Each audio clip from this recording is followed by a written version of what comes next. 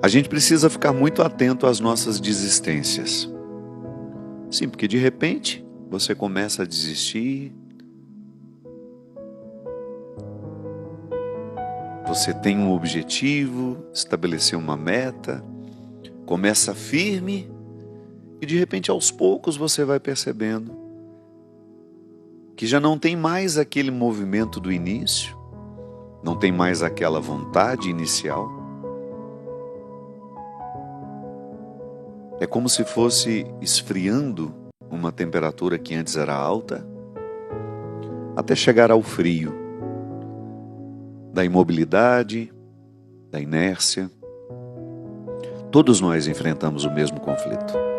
É claro que uma pessoa que tem a vontade mais fraca, não fortaleceu tanto a sua vontade, claro que vai ter mais facilidade em desistir.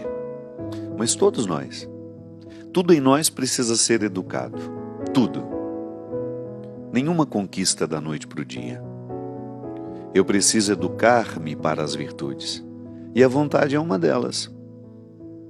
A vontade, se ela não é alimentada diariamente, nós vamos alimentando pequenas desistências. Observe você.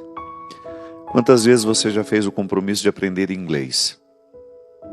Começou entusiasmadíssima. Comprou todos os livros. Começou a fazer aulas com muita dedicação. Aí um dia, por um motivo, você deixa de ir à aula, volta no outro dia. Daqui a alguns dias você volta a ter necessidade de não ir. Enfim, você vai colocando situações acima daquilo que antes era uma prioridade. Academia, então, vixe, o que tem de gente pagando mensalidade sem ir, e pagar mensalidade só emagrece seu bolso, viu? Não emagrece o corpo. Não adianta você pagar. Tem um plano lá na academia, mas não aparece dia nenhum. Não adianta. Pode observar. Às vezes a gente vai ao nutricionista, faz a dieta, chega em casa bonitinho, né, com tudo organizado. Aí se matricula numa academia, começa a fazer uma atividade física. Na primeira semana, né, tá às mil maravilhas. Aí daqui de repente começa a inventar uma desculpa, outra ali, aqui, ali.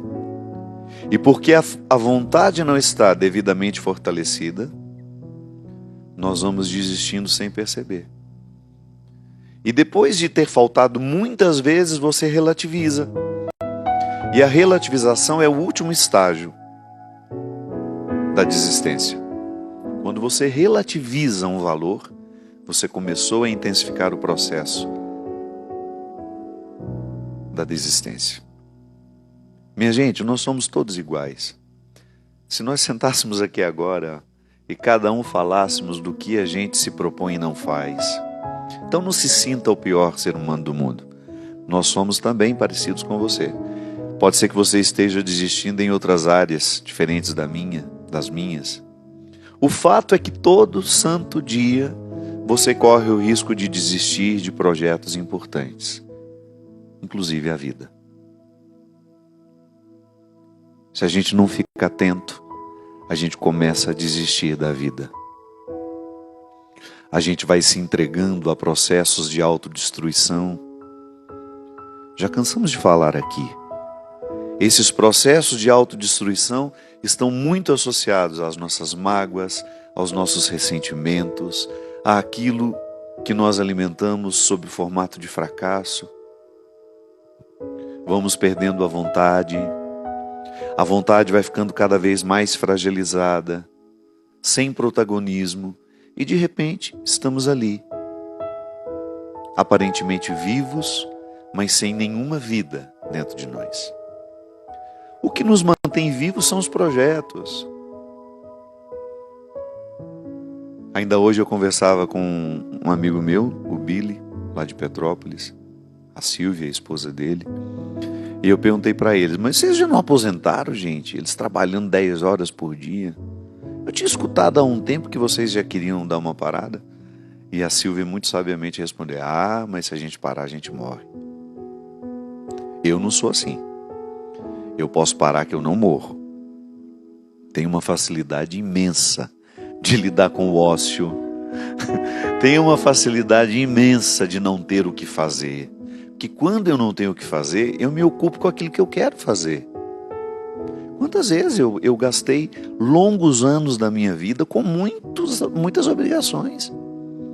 Não estou dizendo que a gente não tem de ter obrigações. Temos de ter, sim. Não há possibilidade de vivermos e edificarmos projetos se a gente não vive as obrigações que são desagradáveis. Agora, o desagradável precisa estar unido àquilo que eu quero para a minha vida. Viver o desagradável sem que aquilo me edifique, aí é morte. Então, todos nós, nas escolhas que nós vamos fazer, nós teremos de lidar com situações difíceis, difíceis mesmo. Acordar cedo todo santo dia. Então, quando eu declaro, hoje é o dia do ócio, o meu ócio é criativo. É o dia que eu vou ler, é o dia que eu vou ver um filme que eu quero. Sempre ocupando de uma forma criativa para que eu me mantenha vivo, para que depois eu dê conta das minhas obrigações. Sim, quando nós não temos um projeto e a Silvia e o Billy estão cobertos de razão, se eles descobriram que se pararem eles morrem, tem que continuar. Claro, identificando a justa medida, tem que ter um espaço para o lazer. Trabalhou tanto ao longo da vida, é hora de desfrutar um pouco do resultado do que se trabalhou. O fato, minha gente, que sem projetos nós não nos mantemos vivos. Eu não estou falando da vida que o outro pode observar, de ter olhos abertos, nariz respirando, boca falando. Não, eu estou falando da vida interior, que é essa que brilha nos nossos olhos quando está sendo bem vivida. O brilho nos olhos, essa satisfação que nós demonstramos com o nosso rosto. Tudo isso é resultado de uma vida interior sendo cultivada. Se nós não temos o cultivo da vida interior, não expressaremos vida quando falarmos, quando olharmos, quando pensarmos.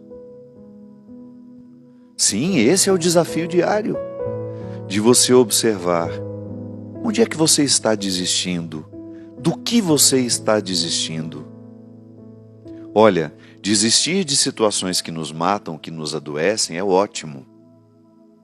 Eu tenho encontrado muitas pessoas que estão revendo os seus trabalhos, revendo as opções que fizeram, profissionais, optando por trabalhar menos, ganhar menos, não tem problema, mas viverem melhor. Então, desistir daquilo que de fato merece a nossa desistência é ótimo. Eu estou falando de desistências de situações vitais, importantes para a nossa realização. Como desistir do conhecimento, por exemplo. Se eu entrego os pontos, minha gente, se eu não pego um livro para me atualizar, daqui a pouco tem um outro profissional que é muito mais capacitado do que eu, embora tenha feito a mesma faculdade.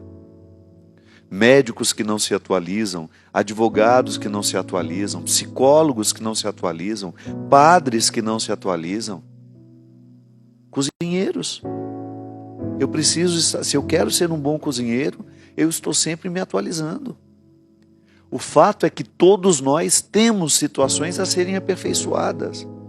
Embora nós estejamos fazendo um discurso para todos, no momento em que eu falo, eu lhe convido a pensar nas suas situações particulares, nos empenhos que você precisa viver diariamente para desenvolver esta ou aquela área da sua vida, para que o todo que você é tenha brilho nos olhos